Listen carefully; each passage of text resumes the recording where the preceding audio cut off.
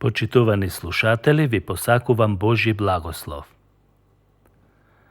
Апостол Павле рекол: зашто ќе дојде време кога луѓето не ќе го трпат здравото учење.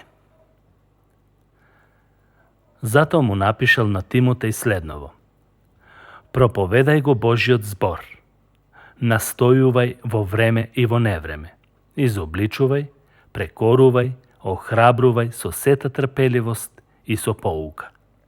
Зашто ќе дојде време кога луѓето не ќе ја трпат здравата наука, здравото учење, туку според своите страсти ќе се насоберат учители за да им ги скокоткаат ушите.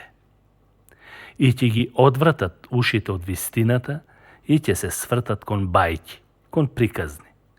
А ти, биди трезвен во се, трпи го страдањето, врши ја работата на евангелист и исполнувај ја својата служба до крај. Ова стои запишено во писмото до Тимотеј 4 глава 2 до 5 стих. Кога ќе се анализира сегашнава состојба на народите, ќе се констатира дека тие се повеќе незадоволни, безнадежни во поглед на иднината и во поглед на нивната екзистенција. Сите се плашат од апокалиптични предвидувања. Имајќи предвид да не дојде до некоја нуклеарна војна, која ќе однесе милиони животи. Постои страф од непредвидливи космички појави, а и појави на некакви марсовци кои создаваат конфузија. Луѓето се повеќе се загрижени за својата екзистенција. Економскиот распад не е присутен само кај неразвиените земји, туку и кај развиените. Сите се прашуваме или се прашуваат кон што одиме. Дали иднината ни носи златна доба или глад и војна со несогледиви последици. Ако се осврнеме на Библијата, таа без заобиколувања ќе одговори дека човештвото во иднина го очекува војни, космички катастрофи, глад кај народите и распад на моралните вредности.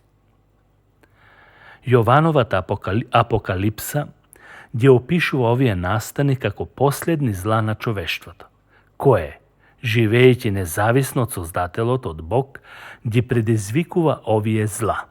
Значи, одиме кон несигурна иднина. Зошто? Затоа што луѓето го напуштија Создателот и си создадоа свои стандарди, свои закони, свои правила на однесување и своја култура. Отфрлајќи го Бог, ги воспоставија луѓето за богови и спасители, кои не можат да си помогнат ниту на себе, ниту на другите. Сите нешта се наопаку испревртени. Наместо да ги почитуваме Божите закони, луѓето ги почитуваат човечките, кои се немокни за да создадат било какви промени во моралот и етиката. Нема алтернативи. Или ќе бидеме против Бог, или ќе ги прифатиме неговите правила. Но луѓето не сакаат Бог да се вмеша во нивниот живот. Тој нека си биде Бог за себе, а не за другите. Најмалку за мене, велат. Што ќе се случи ако дозволам Бог да господари со мојот живот? Тогаш не ќе можам да ги правам оние нешта на кои сум навикнат. Не ќе можам да размислувам грешно. Ќе треба да се откажам од алкохолот, коцкањето, страстите, пцовките, колнењата, блудството, неправедното богатство и така натаму. Ќе треба целосно да се променам и да бидам нов човек со Божи стандарди, со Божи квалитети. А плюс тоа, како ќе се справам со пријателите? Тие ќе ме исмејуваат, ќе ме презираат, а тоа ми е тешко да го поднесам. Луѓето со такви размислувања се откажуваат од Создателот и одат напред, без да се свесни што може да им се случи понатаму. А некои пак се свесни дека ако продолжат да го отфрлаат Бог, ќе имаат проблеми, но заради ограничувањата и заради околностите не се спремни да се соочат со вистината. Луѓето се во голема дилема. Прават секакви обиди за да го исфрлат Бог од својот живот. А да те прашам, зошто ти смета Бог? Мислиш ли дека тој не е достоен за тебе? Дали си ти со поголеми квалитети од Бог? А дали е Бог неправеден? Значи, се прават сите напори само да е човекот подалеку од Бог. Например, каде е Бог во медиумите? На телевизиите не се зборува за Бог. Ако се случи да се направи некоја емисија, таа е или со исмејувачки тон, или со површно интерпретирана вистина, која ги оддалечува луѓето подалеку од Библијата. Во секојдневните весници ќе најдете се и сешто, хороскоп, политика, забавни содржини, а најмалку, односно воопшто за Библијата и неговите вредности, односно Божите вредности. Тоа, од што треба да се срамат луѓето, се смета денес за култура на едно општество.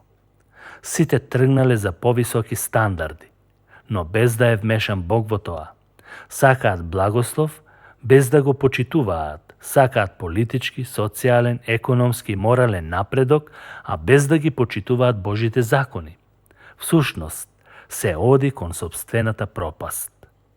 Зашто во историјата ниту еден народ или цивилизација не добиле тоа што го посакуваат без Божиот благослов. Многу народи исчезнувале од земјината топка поради занемарување и непочитување на Божите заповеди. Затоа, да престанеме да одиме кон безвредните и неутврдените човечки закони. Како стандард и мерило на нашите животи нека ни биде Бог и Библијата, зашто преку нив ќе можеме да одиме кон вистинската цел, само со Бог. Бог себе си се објави преку напишаниот збор Библијата. Тој ни зборува и не учи како да живееме и да имаме правилни одлуки и вистинити погледи кон животот. Со Божјата наука или учење ќе стекнеме морал кој ќе ни помогне како да оформуваме семејства, како да градиме здраво општество и како да ја придобиеме вечноста. Не постои друг начин или средство за среќна иднина. Тоа што треба да направите е да верувате во Библијата и да верувате во секоја нејзина изјава, поточно во Бог кој се објави преку Исус Христос. Не треба во ниедна изјава да се сомневате, зашто се што е кажано во Библијата е вистина, бидејќи Бог го рекол тоа.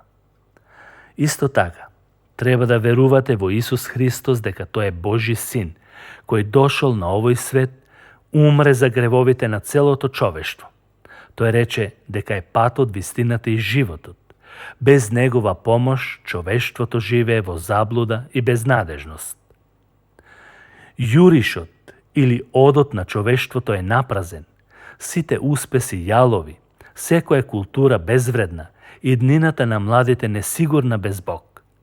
Тоа што му дава смисла и вредност на нашето живеење е верата во Господ Исус Христос и целосната предаденост на Неговото учење. Немојте да мислите дека можете да живеете без Исус Христос и без Неговата помош. Тоа што досега сте го постигнале без вера во Него е само потврда дека Тој ве сака, а не дека можете целта да ја постигнете да живеете независно од Него. Бог ги сака сите луѓе, и добрите и лошите. Затоа, ако сте од лошите, имате можност да ги признаете вашите лоши дела и Тој ќе ви ги прости. А доколку сте од тие што се замислуваат за добри, тогаш мора да признаете дека не сте толку добар, колку што се замислувате. Нема ниту еден добар, сите заслужуваат Божја казна, нема кој да го бара Бог. Но Исус Христос дојде да го побара тоа што е загубено и да го спаси од вечната смрт. Дојди уште овој час, тоа е за тебе резервисан. Зашто Бог толку го засака светот, што го даде својот единороден син, Исус Христос, та секој што верува во Него да не погине, туку да има вечен живот. Евангелие според Јован, 3 глава, 16 стих. Бог нека ве благослови, почитувани слушатели. Амин.